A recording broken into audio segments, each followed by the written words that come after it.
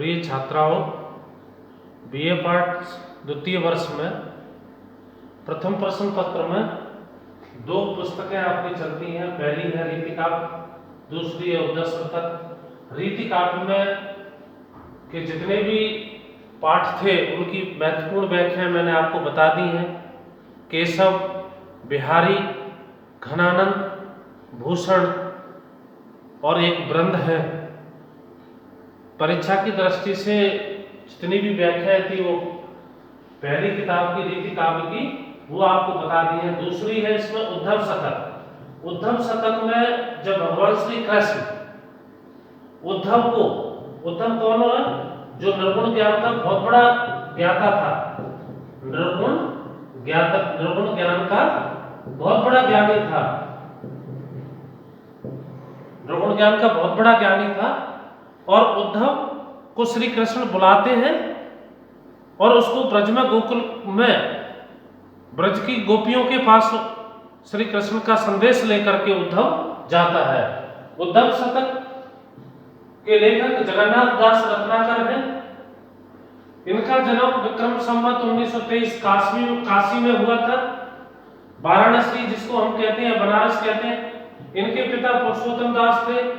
मृत्यु 1932 ईस्वी में 66 वर्ष की आयु में हो गई थी। और हमारे हिंदी साहित्य परंपरा में या हमारे यहाँ हिंदी की एक उद्धव शतक परंपरा है।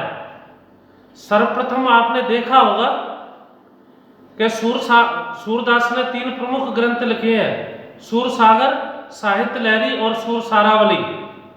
तो सूरसागर में एक भ्रमर गीत परंपरा आती है।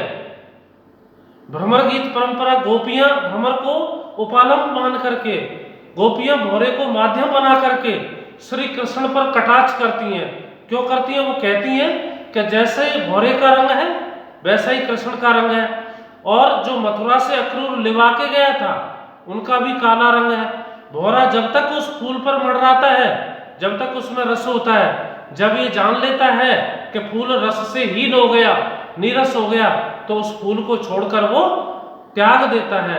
ऐसे ही कृष्ण का जब तक मन किया, हमसे प्रेम किया, जब उसका मन भर गया तो हमें छोड़कर वो मथुरा चला गया। और उद्धव शतक परंपरा में बहुत हिंदी साहित्य में जब आप लोग पढ़ोगे, आगे एमए करोगे, कोई सा छात्र है, तो आपको ये प्रमुख उद्धव शतक परंपरा है जिसमें अलग अलग पहली जो शुरुआत होती है उद्धव शतक की वो सूरदास के भ्रमर गीत। भ्रमर गीत किसमें आता है? सूरसागर में। भ्रमर गीत आता है सूरसागर में। और नंददास का भ्रमर गीत, जगन्नाथ दास का उद्धव शतक, हरविलास का विष्णु गीत और रसीले का उद्धव ब्रजागमन और सत्यनारायण कवि रतन का भ्रमर दूत। भ्रमर मीन्स भौरा, जिसको हम अली पद भी कहते हैं, षट पद भी कहते हैं। तो उद्धव शतक का मूल जो भावार्थ है, मूल प्रतिपाद्य है, मूल उद्देश्य क्या है, ये प्रश्न परीक्षा में पूछा जाता है। तो आपको ये लिखना है कि भगवान श्री कृष्ण जब गोकुल छोड़ करके मथुरा चले जाते हैं तो गोपियां श्री कृष्ण के प्रेम में अनुरक्त हैं। गोपियां श्री कृष्ण की विरह रूपी अग्नि में पीड़ित हो रही हैं, जल रही हैं, और कृष्ण भी गोपियों के प्रेम में या गोपियों की स्मृति में उसका मन बार बार चला जाता है। तो मथुरा में निर्गुण ज्ञान का बहुत बड़ा उपदेशक, बहुत बड़ा ज्ञानी था उद्धव। उसको भगवान श्री कृष्ण अपने पास बुलाते हैं और जो कृष्ण का मित्र भी था, और उसको कहाँ भेजते हैं? गोकुल में। गोकुल में क्यों भेजते हैं? गोपियों को कृष्ण का संदेश लेकर के। जब पहली बार गोपियों को ये पता चलता है कि हमारे प्रियतम श्री कृष्ण का, हमारे आराध्य श्री कृष्ण का संदेश कृष्ण का संदेश लेकर आया है, तो गोपियां बड़ी प्रसन्न होती हैं, गोपियां बड़ी खुश होती हैं। लेकिन उद्धव जब निर्गुण ज्ञान की पोटली को, निर्गुण ज्ञान की गठरी को जब खोलता है तो गोपियों से कहता है कि सगुण भक्ति को छोड़कर तुम निर्गुण ब्रह्म की उपासना करो, साज श्रृंगार छोड़ करके तुम अपने शरीर पर राग वसुन लपेटो। तो वही गोपियां उस उद्धव के निर्गुण ज्ञान का परिहास करती हैं, मजाक करती हैं और उद्धव से कहती हैं कि निर्गुण कौन देश को वासी, हे निर्गुण, हे उद्धव, तुम्हारा जो निर्गुण ज्ञान है वो किस देश का रहने वाला है? क्योंकि हम जिस श्री कृष्ण की भक्ति करते हैं, हम जिस श्री कृष्ण की आराधना करते हैं, वो श्री कृष्ण तो नंद और यशोदा का बेटा है।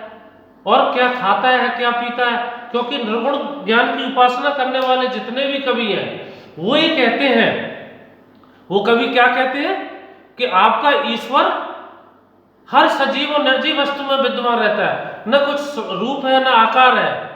तो उद्धव वही कहता है कि कृष्ण की भक्ति को छोड़िए, मैंने निर्गुण। तो अंत में गोपियां कहती हैं, उद्धव मन्ना हे 10-20, हे उद्धव हमारे पास 10-20 मन नहीं है, एक मन था वो कृष्ण के साथ चला गया। इंद्री शिथिल भई केशव बिन ज्यों धड़ बिन शीश, हमारी इंद्रियां तो केशव के बिना शिथिल हो चुकी हैं, क्षीण हो चुकी हैं। अब हम ना अच्छा खाती हैं ना पीती हैं, अर्थात हमारा मन था वो कृष्ण के साथ ही चला गया। तो जितनी भी उद्धव शतक परंपरा है उसमें सब कवियों ने जो उद्धव के बारे में जो ग्रंथ लिखे हैं उनमें सबका अपना अपना महत्व है।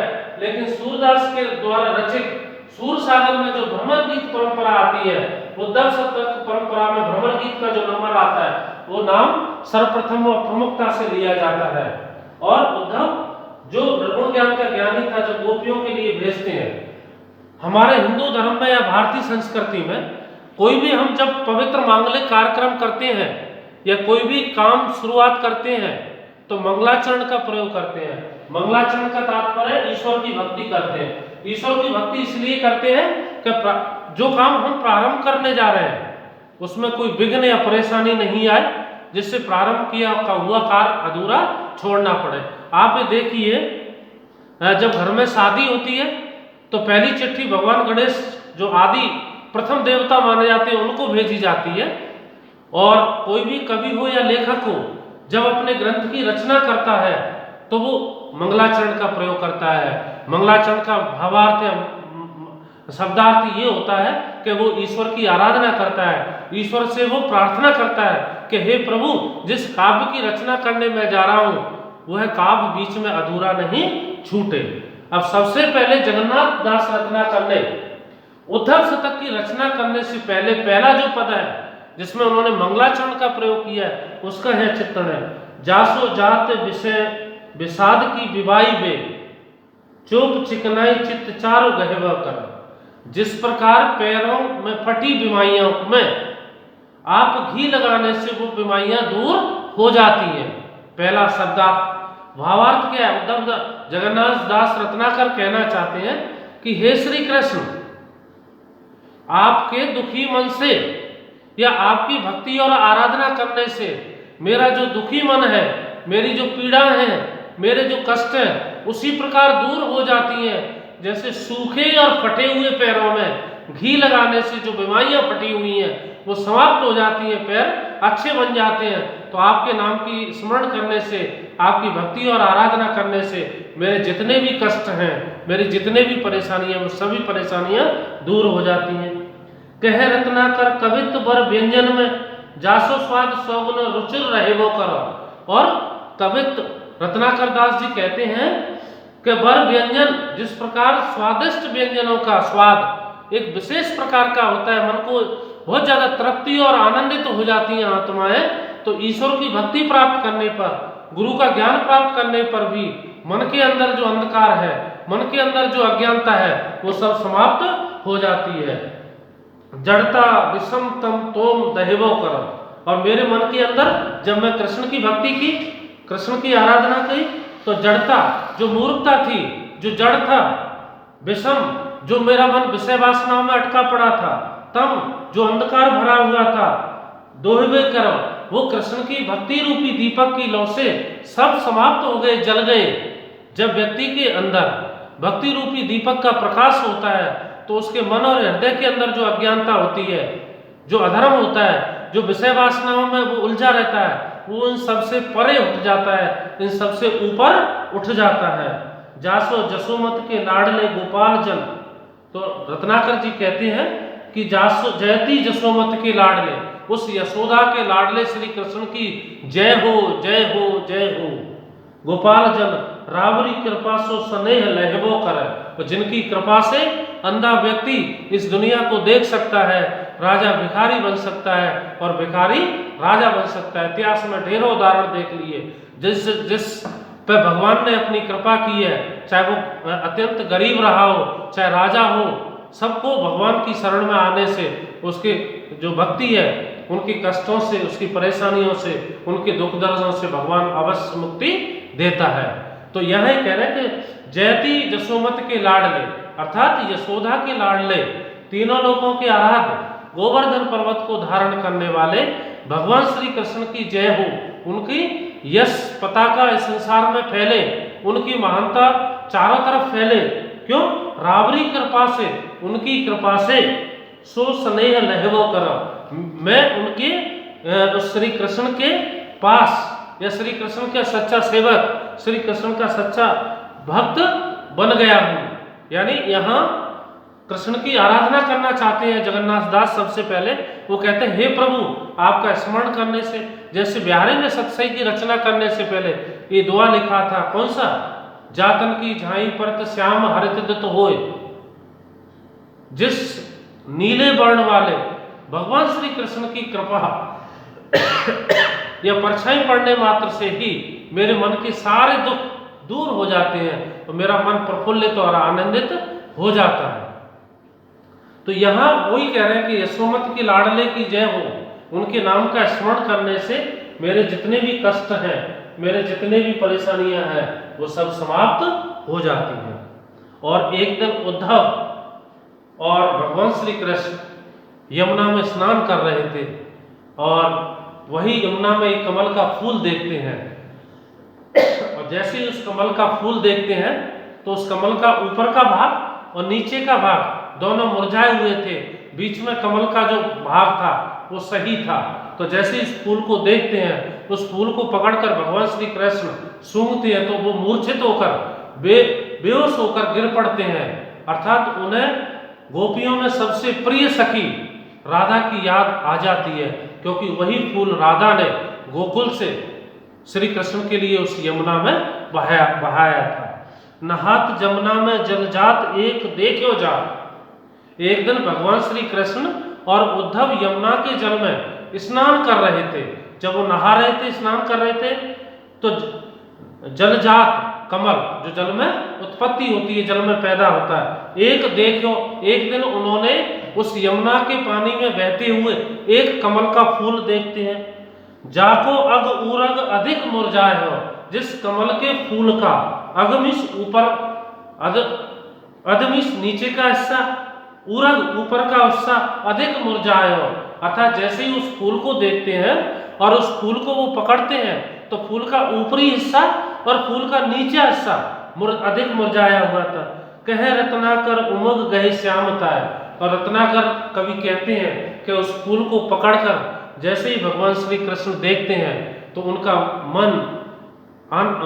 मन दुखी हो जाता है, उनका जी उमगने लगता है, उन्हें वो गोकुल में बिताया हुआ समय याद आ जाता है, और वो जो फूल है उन्हें उस फूल को देख करके राधा की याद और ज्यादा आ जाती है। उस राधा की ब्रह रूपी अग्नि में जल करके दुखी होकर के भगवान श्री कृष्ण मूर्छित हो जाते हैं। रत्नाकर कवि कहते हैं, उमग गए श्यामताए, उस कमल के फूल को देख करके कौन? भगवान श्री कृष्ण, उनका मन विचलित हो जाता है, व्याकुल हो जाता है। बास वासना सो नैक नासिका लगाया है, और उस कमल की खुशबू सूंघने के लिए जैसे ही उस कमल के फूल को अपनी नासिका, अपनी नाक से लगाते हैं, सूंघते हैं, त्यों ही कुछ घूम घूम बेसुध बहे के हाय, और उसी प्रकार वो बेसुध होकर के, मूर्छित होकर के, बेहोश होकर के उस पृथ्वी पर गिर पड़ते हैं। पाए परे उखर अभाय मुख छाया, और उनके पैर लड़खड़ाने लग जाते हैं, और मुंह पे कालमा छा जाती है, मुंह पे पीला पड़ जाता है उस फूल को सूंघने के बाद। पाए परे उखर, उनके पैर उखड़ने लगते हैं, अभाय मुख छाया, और एक भय उनके मुंह पर छाने लगता है। पाए घरी द्वैत में जगाए लायो उधोती, और उनको उस यमुना के बीच में से उद्धव पकड़कर उस किनारे, तीरमिस किनारा, यमुना के किनारे पर लेके आता है। राधा नाम कीर जब औचित्य सुनाया है, और वहीं जब उस फूल को देखकर उनको राधा का नाम सुनाई देता है, तो वो श्री कृष्ण राधा के नाम को सुनकर के अपनी आंखें खोल देते हैं, अर्थात उनको राधा की जो स्थिति है या उस फूल को देख करके वो राधा की स्थिति के बारे में अनुमान लगा लेते हैं कि अब राधा कितनी दुखी है, कितनी पीड़ित है। और आगे देखो, आए भुज बंद दये उद्धव सखा के कन। जब वापस वहां से आते हैं उद्धव और श्री कृष्ण एक दूसरे के गले में बाहें डालकर आ रहे हैं, स्नान करने गए तो कमल को जब कमल के पौधे को, पुष्प को देखते हैं, उसको सूंघते हैं तो बेसुध हो जाते हैं, मूर्छित हो जाते हैं, सुध बुध खो बैठते हैं। तो गलभैया डाले हुए थे। आए भुज बंद, भुज अपनी भुजाओं को अपने सखा, सखा कौन था, उद्धव के गले में अपनी बाहों को डाल करके उद्धव सखा के कन, उद्धव अपने मित्र कृष्ण के डगमग पाए पग धरत धराए हैं, अर्थात वो डगमगाकर पैर रख रहे हैं। श्री कृष्ण होश में नहीं है। जैसे इस फूल को देखते हैं तो श्री उद्धव के कंधे पर हाथ रखकर वो लड़खड़ाते हुए कदमों से आगे चल रहे हैं। कहे रत्नाकर न बूझे कछु बोले, तो रत्नाकर कभी कहते न तो उनको कुछ दिखाई दे रहा है या न उनके अंदर से या कुछ शब्द नहीं निकल रहे हैं। खोलत न नैन हूं, और अपने नेत्रों को भी नहीं खोल रहे हैं। अचैन चित्त छायो, एक बेसुधी, एक बेहोशी, एक मूर्छित अवस्था में श्री कृष्ण लड़खड़ाते कदमों को आगे बढ़ाते हुए श्री कृष्ण उद्धव के कंधे पर अपने हाथ रखते हुए धीरे धीरे आगे बढ़ रहे हैं। पाए बहे कंज में सुगंध राधिका को मंजू। अब वो कह रहे हैं कि उनके मन में व्याकुलता छाई हुई है राधा के शरीर के समान। जिस प्रकार राधा की उस कमल की खुशबू को जब सूंघते हैं तो उन्हें राधा के शरीर की खुशबू याद आ जाती है, और उस मुरझाए हुए फूल को देख करके वो अनुमान लगा लेते हैं कि मेरी स्मृति में, मेरी याद में राधा भी इसी प्रकार इस कमल के समान मुरझा गई है, इस कमल के समान सूख गई है, उसी प्रकार उन्मुक्त हो गए। जिस प्रकार ध्याय कदली वन मतंग लो मताए है, जिस प्रकार केले के उपवन का ध्यान आने पर हादी उन्मुक्त हो जाता है, मदमस्त हो जाता है, कृष्ण उसी प्रकार उस फूल को देख करके राधा की याद आ जाती है और वो बेसुध हो जाते हैं। कान गए जमुना नहान पे नए सिरसो, नीके तहां नेह की नदी में नहाया है। लेकिन वो कृष्ण यमुना में स्नान करने गए, परंतु वहां से वो प्रेम की नदी में नहाकर आ गए, अर्थात उन्हें राधा की बार बार, जिस राधा को वो भूल चुके थे, लेकिन उस कमल के पुष्प को देख करके राधा की स्मृति या राधा की याद उनको और आ जाती है, और ऐसे लगता है जो वो राधा की प्रेम रूपी नदी में अच्छी तरह डुबकियां लगाकर स्नान करके वापस आए हों। और आगे देखो, देख दूर ही ते दौर पोर लगे भेट लाए, आसन दे शासन समुट सकुचानते, कह रत्ना करियो गुणन गोविंद लागे। जैसे ही यमुना तट से उद्धव उनका मित्र श्री कृष्ण को पकड़ के कहाँ ला रहा है, उस यमुना नदी से उनके राजमहल में पहुंचा देता है। ठीक है, राजमहल पर पहुंचते हैं, द्वार तक दौड़ आए, उनके पास गले लगाकर मिल, तदनंतर वे उद्धव को अंदर राजमहल में ले जाते हैं। कह रत्नाकर गुणन गोविंद लागे, और आसन देकर वे अपने मन की स्थिति को उस उद्धव के सामने प्रकट करते हैं, छिपाने का। लेकिन ये कहा जाता है कि आपका जो चेहरा होता है वो आईना होता है, शीशा होता है, दर्पण होता है। अगर आप दुखी हैं तो आपके चेहरे से ये पता लग जाता है कि आप बहुत ज्यादा दुखी हैं। प्रसन्न हैं तो प्रसन्नता के कारण आपका चेहरा दमकता रहता है। रत्नाकर कवि कहते हैं, ज्यों ही व्यथा के कारण कृष्ण भ्रमत से हुए यह सोचने लगे तो उद्धव से मैं अपनी व्यथा को या राधा के बारे में कैसे कहूँ, क्या प्रकट करूं। तोलो अधिकाई ते उमग कंठ आए बीच, नीर है बहन लागी बात किया नते। और वो कहते, पहले तो ये सोचते हैं, उन्हें संकोच है कि मैं राधा की और अपनी बातें उद्धव से कहूं या नहीं, लेकिन जब राधा को स्मरण करके इतने विरहातुर हो जाते हैं, व्याकुल हो जाते हैं कि आंखों से आंसुओं की धारा बहने लगती है और वो रोने लग जाते हैं। रोने के कारण हिचकियां बनती हैं और आंखों से अश्रु जल बनकर बहाने लगती हैं, और उनकी व्यथा अपने आप उनकी आंखों से अपने आप बहने लग जाती है। अर्थात आंखों से बहने लगा तो उद्धव समझ जाता है कि श्री कृष्ण की जो ऐसी स्थिति है वो राधा के कारण है। अर्थात राधा उस कमल के पुष्प को देख करके, जो मुरझाया हुआ पुष्प था, तो श्री कृष्ण को राधा भी याद आ जाती है कि राधा भी इस फूल की तरह मेरे प्रेम में, मेरी भक्ति में, मेरी स्मृति में इसी प्रकार मुरझा गई है। बहुत बहुत धन्यवाद।